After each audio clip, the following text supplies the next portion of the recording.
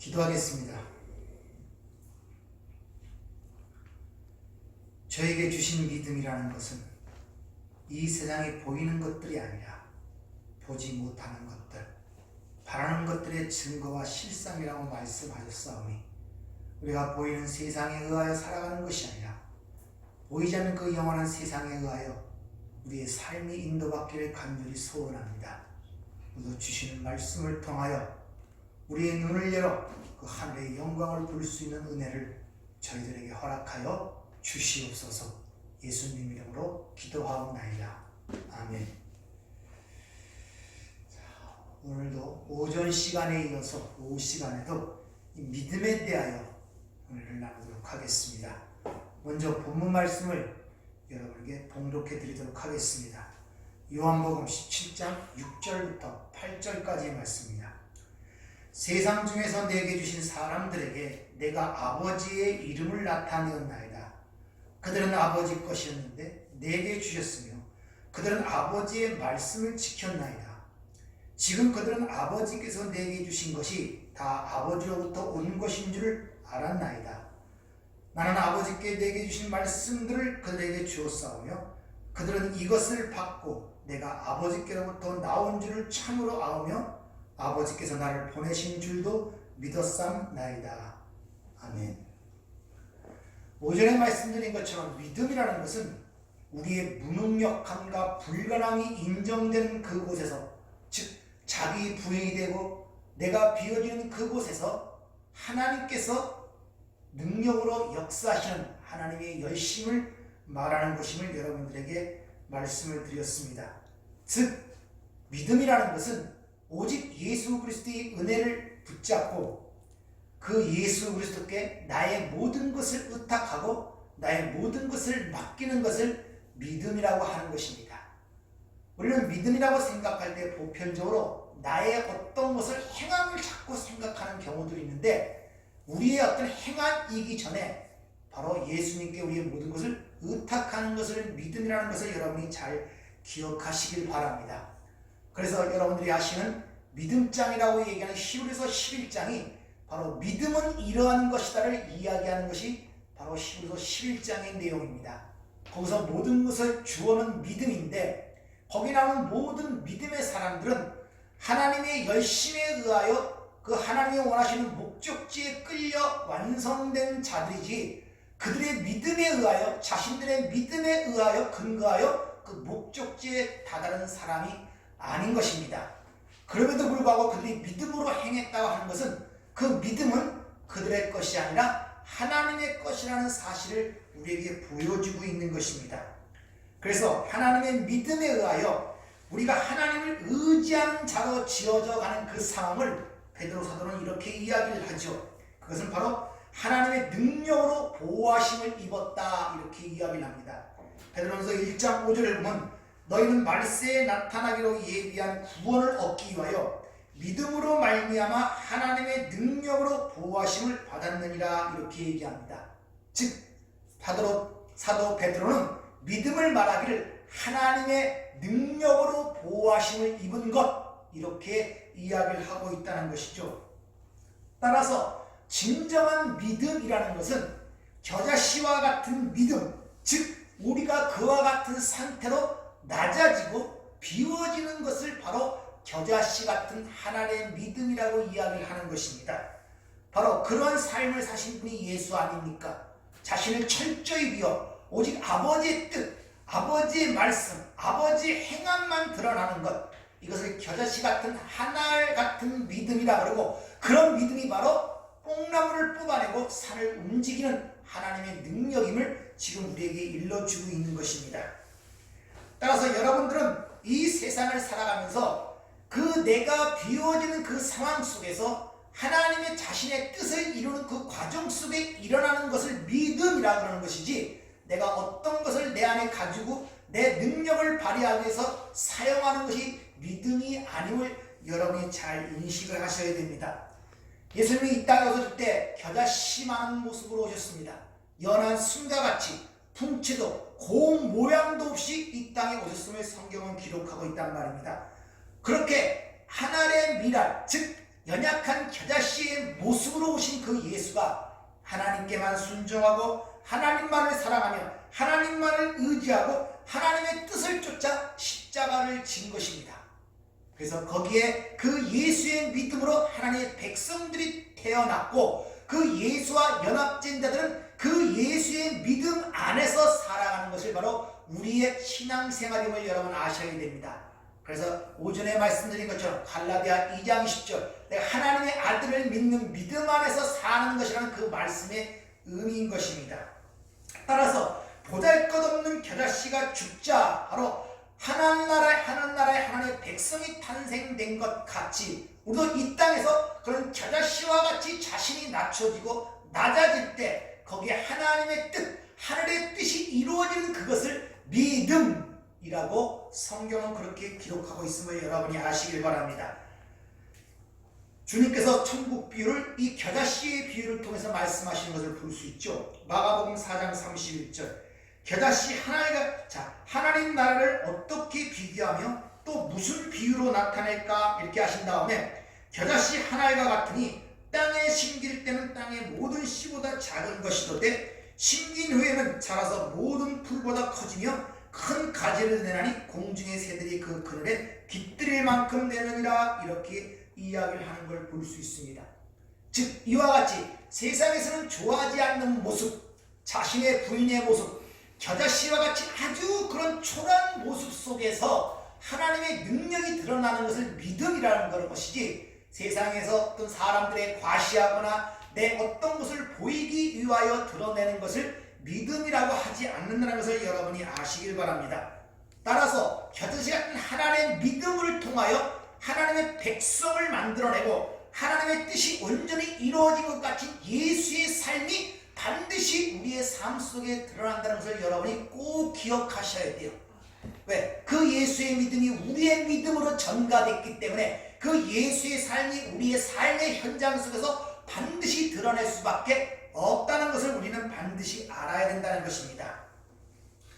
따라서 믿음은 예수님께서 그렇게 사셨듯이 하나님만을 의지하고 하나님 나라를 소망하며 나를 완전히 부인하는 그것, 즉 이 세상에서 내가 죽는 그 상태를 믿음의 완성이라고 그렇게 이야기를 합니다.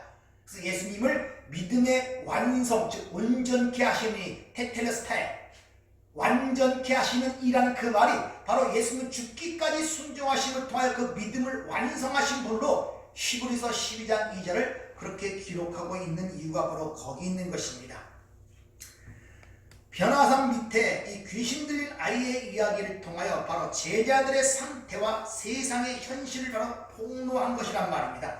즉 그 밑에 간질 들려서 불과 물에 던져지는 그 상황은 바로 이 세상의 죄악된 세상의 하나의 현실을 그렇게 상징적으로 드러내는 거예요. 그런데 제자들은 그를 고치고 치유하기 위하여 과거에 자신이 가졌던 경험, 자신이 그 믿음을 갖고 있다는 생각 속에서 여러 가지 행위와 행동들을 취했을 것입니다. 그리고 간질들이나 그 부모들은 연신 내가 믿습니다 고백을 했을 것입니다.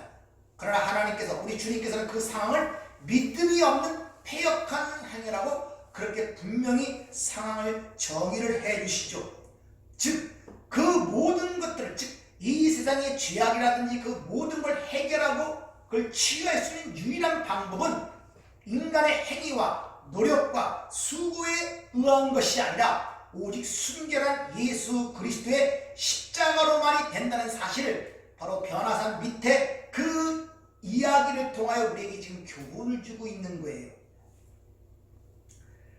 그래서 시내산 밑에 율법이 떨어지자 그 율법은 그들을 구원해내지 못하고 오히려 그들의 패역한 행위에 심판과 정죄가 떨어지는 모습이 구약에 기록되어 있는데, 변화산에서는 똑같은 구약 같은 산 밑에 상황이 있음에도 불구하고 그 간질병 들린 아이가 치유를 받는 것은 바로 그 가운데 예수 그리스도의 십자가의 죽음을 통하여 주어지는 하나님의 은혜가 거기에 있었다는 것을 상징적으로 우리에게 보여주고 있는 것입니다. 따라서 우리의 모든 삶이라는 것은 내 자신을 부인하고 오직 하나님께서 허락하시고 우리에게 구원의 방법으로 주신 예수 그리스도와 십자가만을 의지하는 것, 그것을 바로 믿음이라고 그렇게 이야기를 하고 있는 것입니다. 기도도 마찬가지죠. 너에게 겨자씨 같은 믿음이 없이 귀신이 나가지 않을 것이라는 그 말씀에 똑같은 병행 구절이 있는데, 그게 마가복음의 9장에 있는데, 거기서는 기도와 금식 외에 이런 것이 나아갈 수가 없느니라 이렇게 이야기를 합니다. 즉 기도와 금식과 믿음을 동격선상에서 동일한 걸로 우리에게 말씀하고 있는 것입니다. 기도가 무엇입니까? 기도는 정말 자신이 할 수 없음을 깨닫고 주님의 능력 앞에 온전히 굴복하여 하나님 앞에 낮아지고 겸손함의 표시가 바로 기도인 것입니다. 금식도 마찬가지입니다. 세상의 힘을 상징하는 세상의 양식을 먹지 않고 오직 하나님만 의지한다는 그런 의미에서 세상 양식을 끊고 하나님 앞에 낮아지는 표식이 금식 아닙니까? 이와 같이 기도와 금식의 그 의미도 마찬가지로 믿음도 마찬가지입니다. 우리는 내 믿음을 드러내고 내 자신을 드러내는 것이 아니라 바로 하나님 앞에서 내가 겨자씨와 불과한 아주 미약하고 초라한 존재임을 고백하고 오직 하나님이 우리에게 허락하신 구원의 방법인 바로 예수 그리스도의 십자가만 붙들고 나를 비워내어 그 예수로 나의 삶을 채우는 것을 바로 믿음이라고 얘기를 하고, 바로 그것이 보이지 않는 것, 하늘의 것, 즉 영원한 하나님 나라가 너희 안에 있다는 증거로서 믿음은 바라는 것들의 실상이요 보지 못하는 것들의 증거라고 히브리서 11장은 그렇게 우리에게 정의를 해주고 있는 것입니다. 따라서 기도가 무엇인가를 아는 자들은 하나님의 뜻이 자신의 삶 속에 이루어지기를 기도할 수밖에 없죠.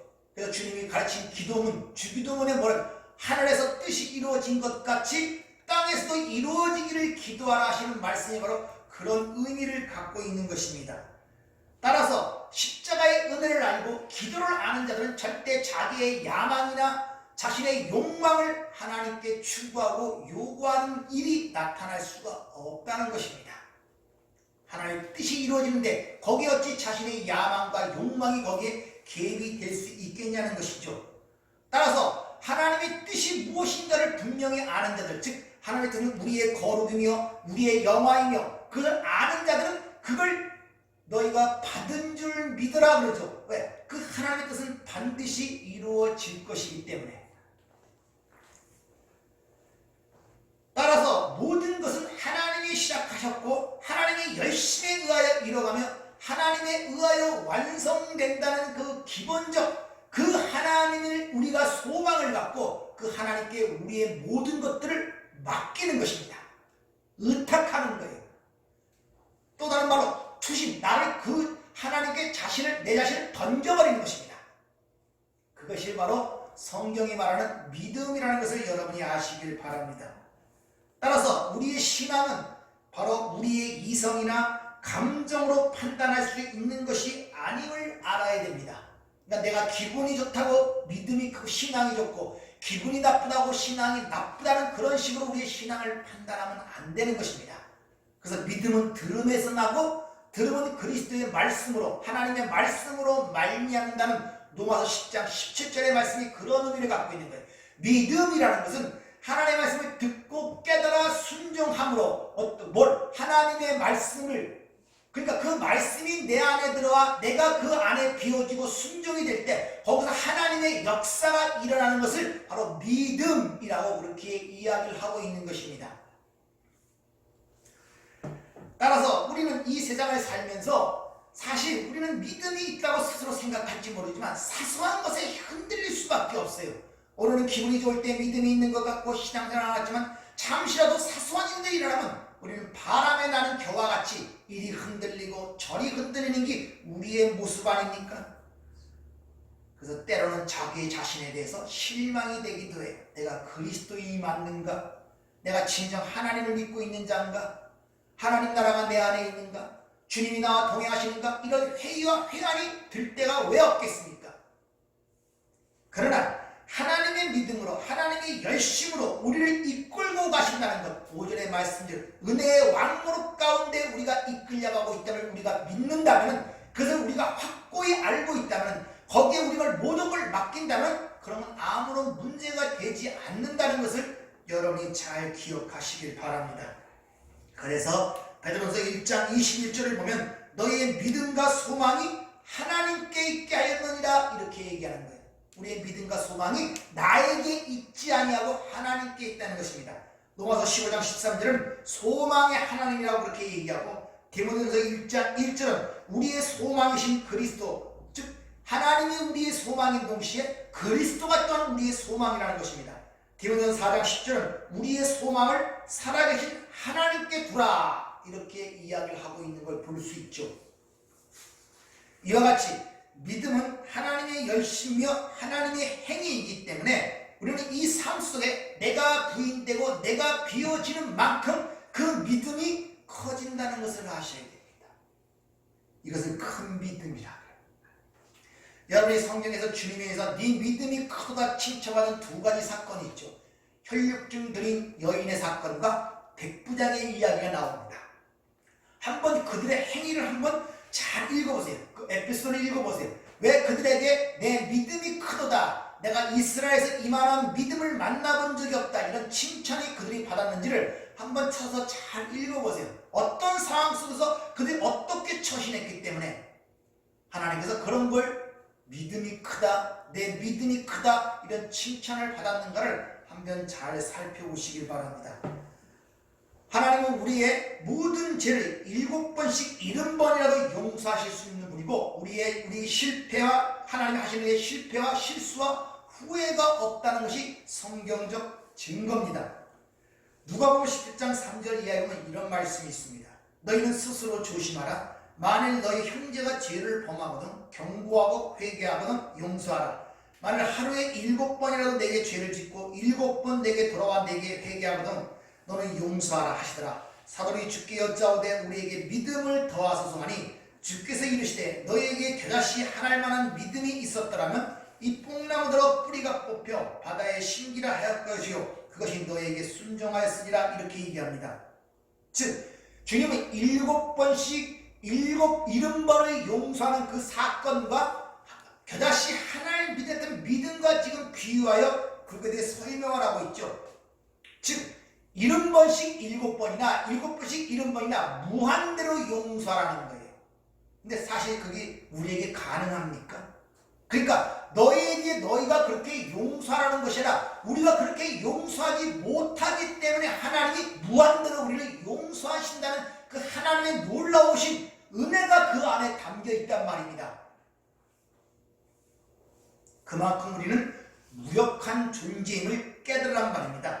그래서 그 7번 용서 위에 겨자씨만한 믿음의 이야기가 붙어있는 거예요. 그래서 그 의미를 이해했는지 모르지만 그 용서라는 그 말씀 위에 제자리 우리에게 용서할 수 있는 사랑을 주세요가 아니라 믿음을 더해서 이렇게 얘기하죠. 이 더하다는 이 단어가 프로스테미, 그러니까 앞서 두다 이 말이에요. 우리 앞에 그걸 할 수 있는 믿음을 앞서 놓아주세요. 믿음으로 우리를 이끌어 주세요라는 그런 말씀의 의미란 말입니다.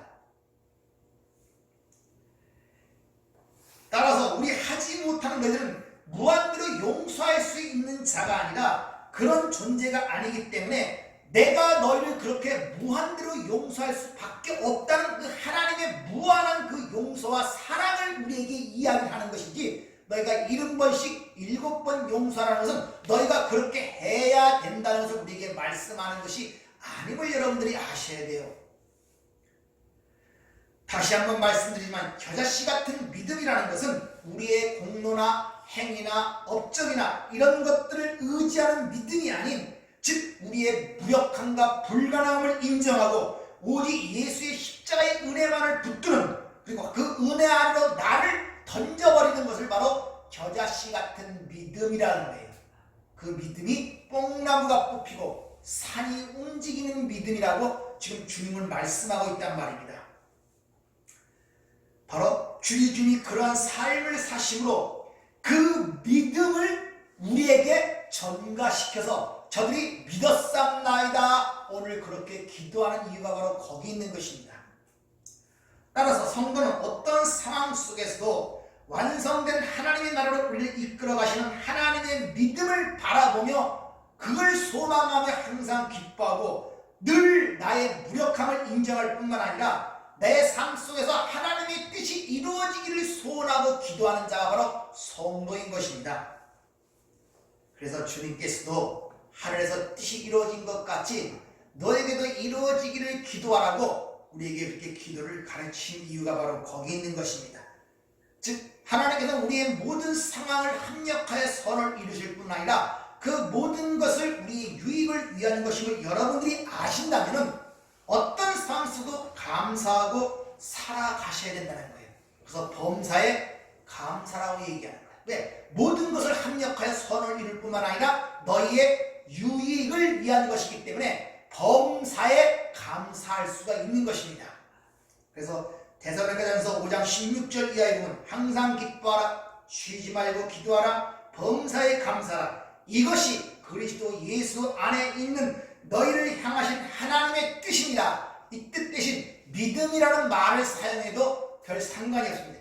이것은 너희를 향한 하나님의 믿음이다. 이렇게 생각해도 별 상관이 없는 것입니다. 따라서 여러분의 안에 이런 하나님의 뜻이 이루어지도록 여러분들은 기도를 하셔야 돼요. 그래서 항상 기뻐하라, 쉬지 말고 기도하라. 이런 상황이 어떻게? 범사에 감사하는 상황으로 나오는 거예요. 왜? 그 뜻이 내 뜻이 이루어지기를 원하는 거예요. 아버지의 뜻이 이루어지는 과정 속에서 나타나는 것이기 때문에 그것을 아는 자들은 범사에 감사할 수가 있는 것입니다. 여러분 2021년을 저와 여러분에게 허락하셨어요. 여러분들은 올해 어떤 일을 만날지 여러분은 모릅니다.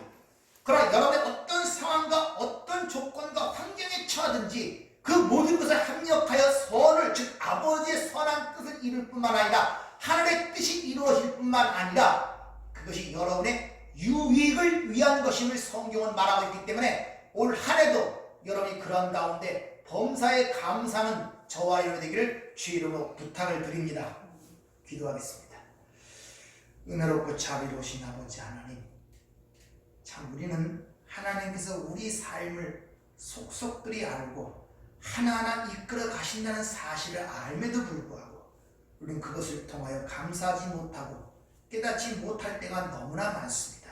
하나님, 우리가 세상을 바라보는 것이 아니라 위의 것을 바라보고 위의 것을 찾을 수 있는 그런 은혜를 저희들에게 허락하여 주시옵소서. 그러므로 말미암아 올 한 해 동안 하나님을 기쁘시게 하는 그런 믿음의 증거를 갖는 우리의 삶이 될 수 있도록 저희들을 축복하여 주시옵소서. 예수님 이름으로 기도하옵나이다.